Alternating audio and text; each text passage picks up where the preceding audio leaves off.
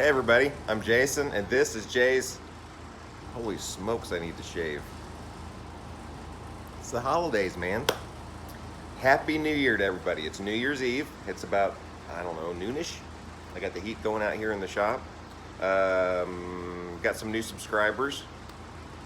Duke, welcome to the channel, buddy. He gave me an idea for talking about the decline in quality of aftermarket parts. So this is going to be a whole lot of me talking. If you don't want to listen to me talking, probably isn't for you. But first, I've got some lights. I have light issues in my shop. We already talked about that. But at the shop where I work, they are replacing all of their light fixtures with LEDs. And the ones that are in there now are actually 10 times nicer than the ones I got. And I think I'm going to be getting enough lights to redo all of them in the whole shop. So lighting should be better. I think they're T8 fixtures. Does that sound right? The little bitty fluorescent ones? But they're way better than these. So yeah, we're gonna be working on that. And something else in the new year.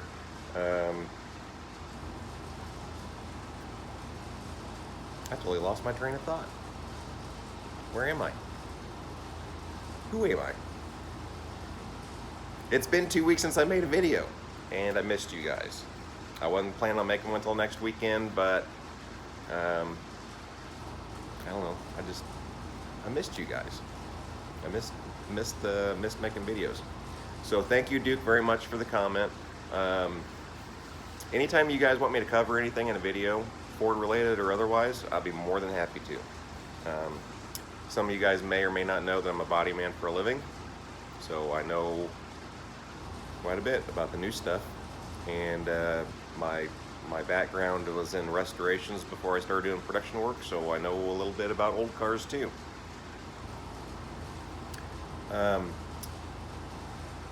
So Duke wasn't real specific on whether it was like aftermarket panels or just aftermarket parts in general, or if it was just related to engines. So, story time. Back in the early 90s, I worked for a company that was called Super Shops, and they were a nationwide chain. I think there was 140 stores or something like that. It was basically a nationwide speed shop chain, and I worked for them for a couple of years. I actually wound up being a manager of one of the centers. All-time favorite job. I would go back to work in a speed shop tomorrow. That was the most fun I've ever had. We're talking early 90s, so almost 30 years ago, we were having problems with aftermarket parts. I'll get more into my thoughts on the parts here in just a minute. And it may be kind of a controversial opinion, but we had a guy that had a jet boat. Actually had an Olds 455 in it. Bought an Edelbrock intake. About a month later, he brought the intake back and put it on the counter. Still had his box. So I've got a problem with his intake. Okay, what's the issue? He said it's not machined flat. He kept having coolant and vacuum leaks and all kinds of other stuff. He took it to a machine shop, and it wasn't machined correctly. And this was an Edelbrock intake almost 30 years ago. Had another intake sitting on a shelf. I gave it to him, and everything was fine, and we returned that one to Edelbrock. And I had a buddy of mine that built a 351 Cleveland for his brother's 69 sports roof. Original 428 Cobra Jet, our code car. So Ram Air and all that stuff, automatic air conditioning. I mean, it was a pretty nice car. Wound up restoring it later. But anyway, I was a big fan of Urson cams. I still am a fan of Urson cams, just because there's a soft spot in my heart for them. Because that was the brand that actually Super Shops owned. They owned Urson and Mallory at the time. And back back then, if you went to an NHRA event and you saw a Top Fuel or a Funny Car, there was an Urson Cam sticker on the side of it. All those guys were using them, and they were all using Mallory ignition. We'll get more into the history of super shops in another video if you guys want. I'd be more than happy to tell you guys everything I know and what happened to them. Kind of an unfortunate thing, and it had a trickle-down effect where it affected several different companies, including Boyd Coddington.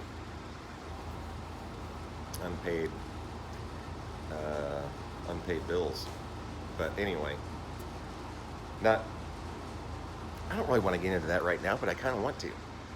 We'll do another video on it. But anyway, he bought a camshaft, an Urson camshaft for this 351 Cleveland. He put it in. It was a fresh motor. They fired it up, got through break-in, launched the camshaft. They pulled the cam out.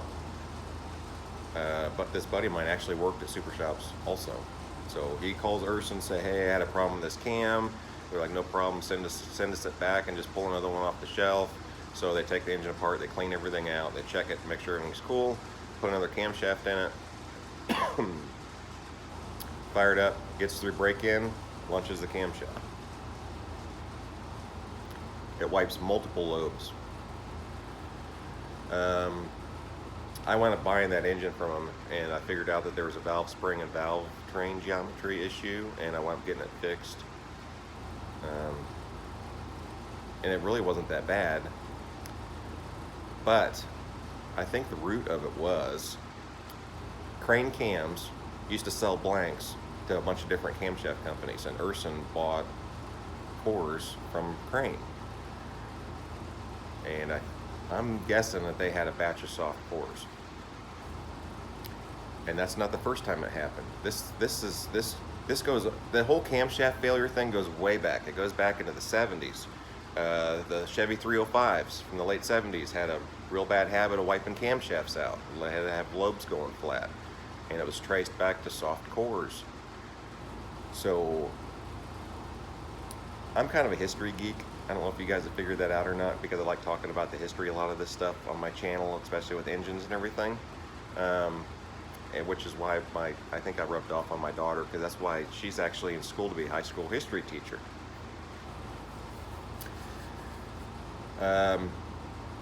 So if you don't understand history, you're doomed to repeat it.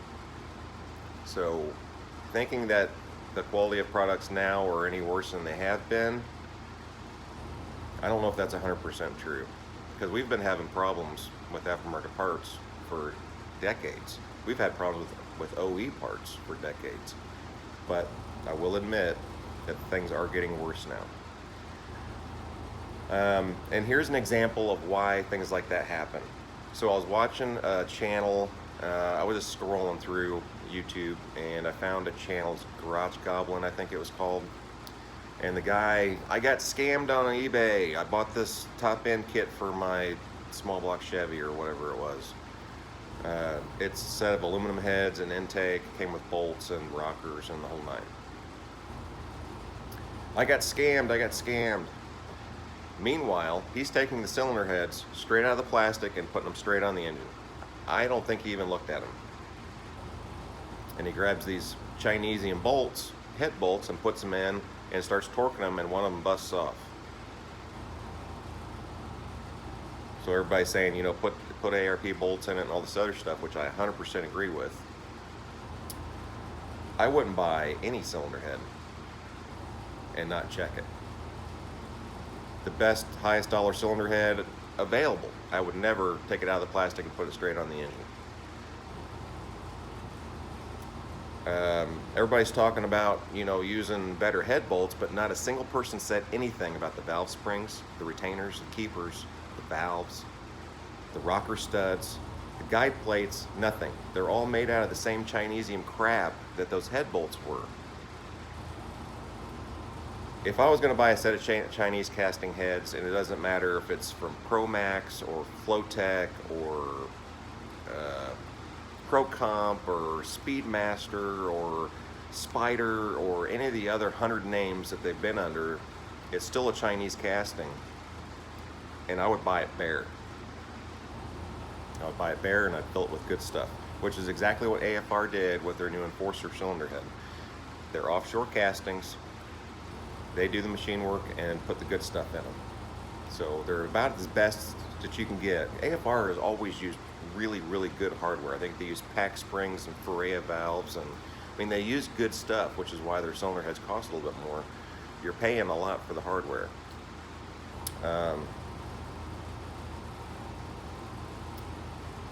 But if you've watched some of my videos when we got into the Explorer thing, I was having issues with the aftermarket vacuum door actuators, and I mean, there's just a rash. Uncle Tony's talked about it a whole lot.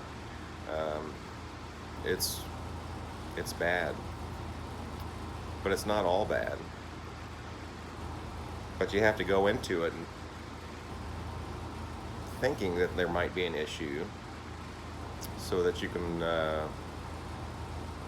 look at the parts that you got, like the cylinder heads.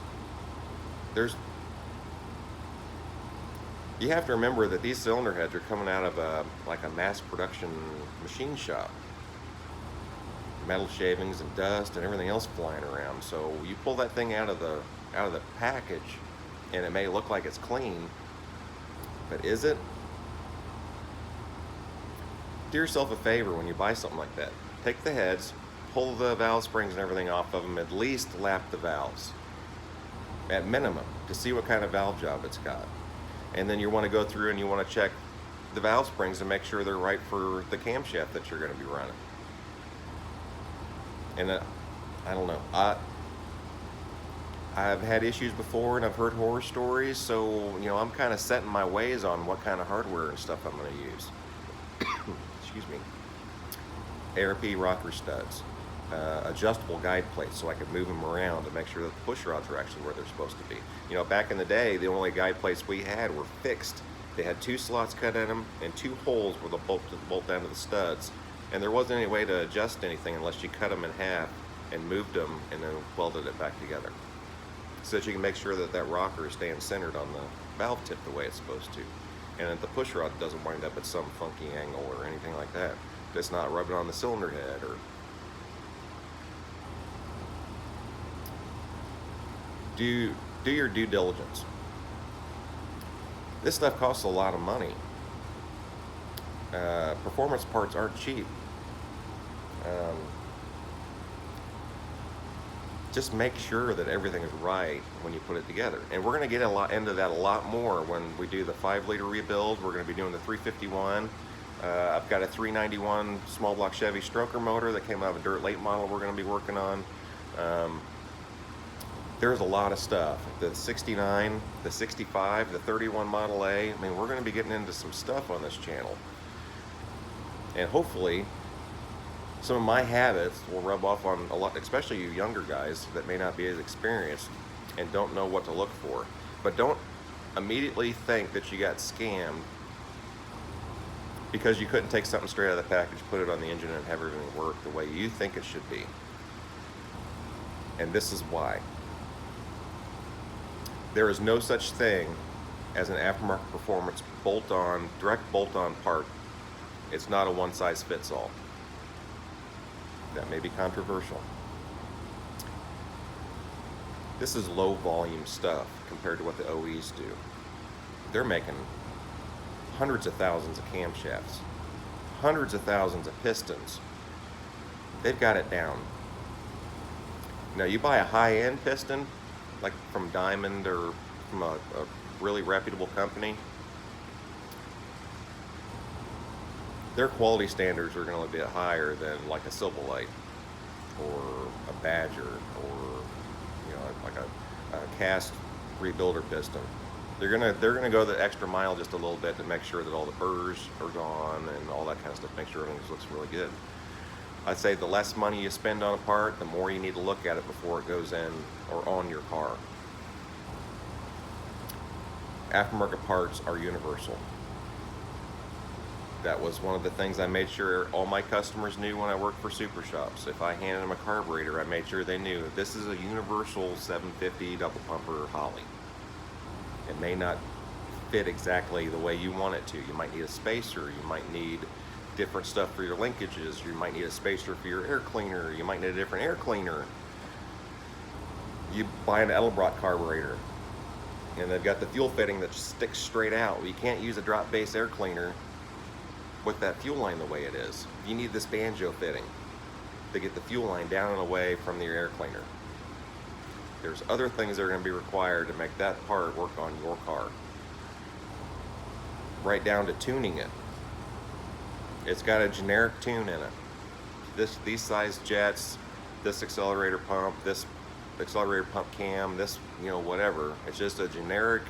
There's a lot of times when if you have a stock-ish engine, you can take like an Edelbrock 600 and you can plop it on there and you can play with the air fuel screws and you can adjust the idle and it'll run really good. But it's probably not going to run as good as it could. So that's my thoughts on that. Ooh. Hang on a second, don't go anywhere. It's show and tell time.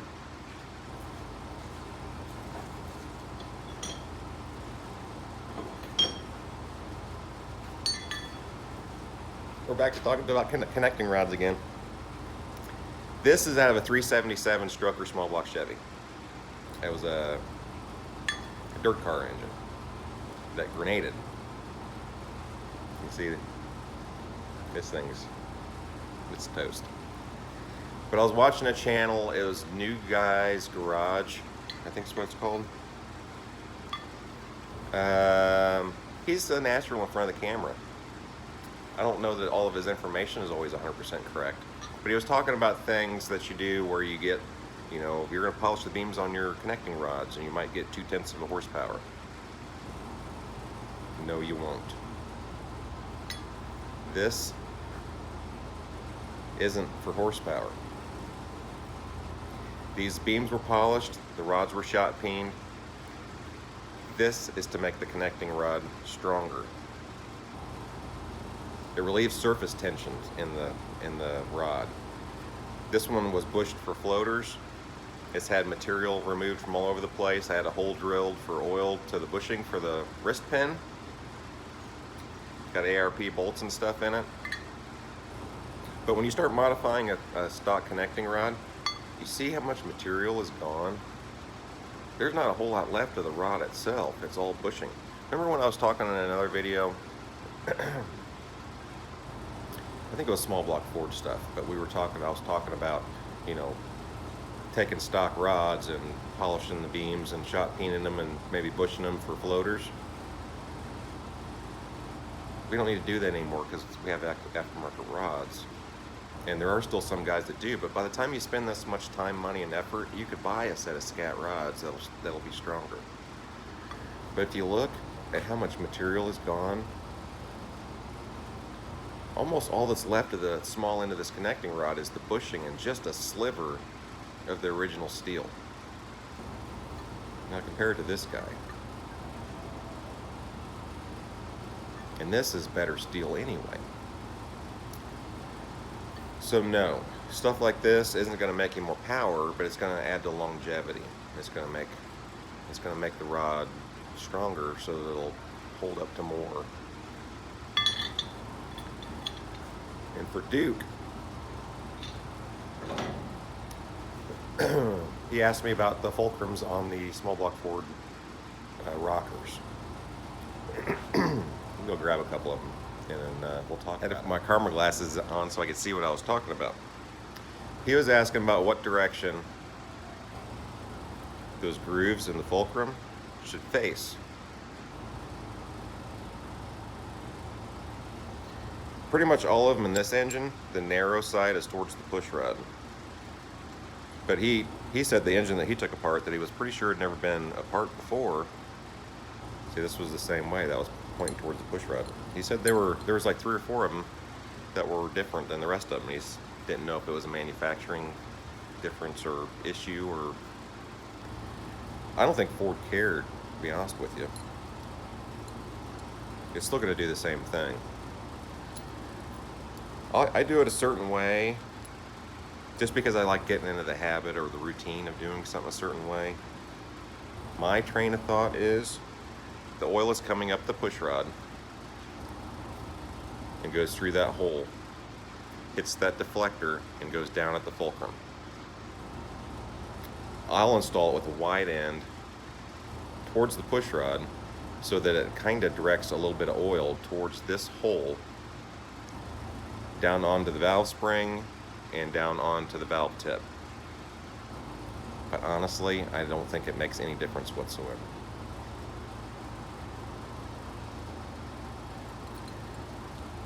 As long as those oil passages, well, it's not pressurized. It's just whatever oil. It's the fluid dynamics thing. It's whatever oil happens to work its way through there. But I like giving it a little more of a chance. But they work great regardless. I mean, you can turn that fulcrum around. I've never heard otherwise. That you couldn't just put it in there however. So take that for what it's worth. So if you have enough oil to the top end, especially at RPM, there's going to be plenty of oil flying around in there regardless of which direction those things are, to get oil everywhere where it needs to be. So if you think about it, an extruded roller rocker doesn't have any grooves. Small block Chevys, they don't have any grooves. The old style rail type small block Ford rockers, they don't have any kind of grooves at all to direct oil in any different directions. I will say one thing: if you are building a small block Chevy, make sure that you buy the aftermarket rockers that have the fulcrums with the grooves that have a spiral groove cut in them. That's one thing Ford did that Chevy didn't. They gave an extra path for oil to get down in there. I've seen a lot more worn out small block Chevy rockers than I have Fords. And that's not because Fords are better or anything. It's just, in my opinion, that little groove there made a big difference. I don't know. What else do we talk about?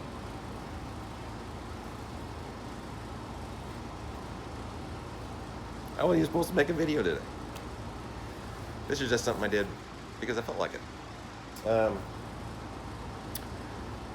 I'm going to get my degree wheel and stuff out in the next video, and we're going to talk about, well, maybe not the next video, but I will be getting the degree wheel out. We'll be talking about the 5-liter. I have got to get this 69 to paint. I want to work on my own stuff so bad I can't even hardly see straight. I need to get this thing rolling and out of my hair so I can start making better content on a lot of different stuff, because I've got a ton of stuff back there, and we'll have lights to actually see it. I don't know. I think that's probably about it. I want you guys to have an awesome new year. Be safe. Make sure you have a designated driver if you are going out on amateur night. I will be staying home. I might make my way up to the neighbors to hang out with them for a little while in this man cave, the He-Man Woman Haters Club. But I think I'm gonna start working like some of my car experiences from the past into the videos, kind of like I did today with working at super shops and telling you some stories about stuff that's gone wrong. Uncle Tony did a thing where he said where he was talking about the car he never owned or something like that, the car that got away, or I've got some stories. And I'll work those in as we go. But I guess that's it. So for now, you guys have a great new year. Get out in the shop, work on your projects. Have a great day, and I will see you probably next weekend.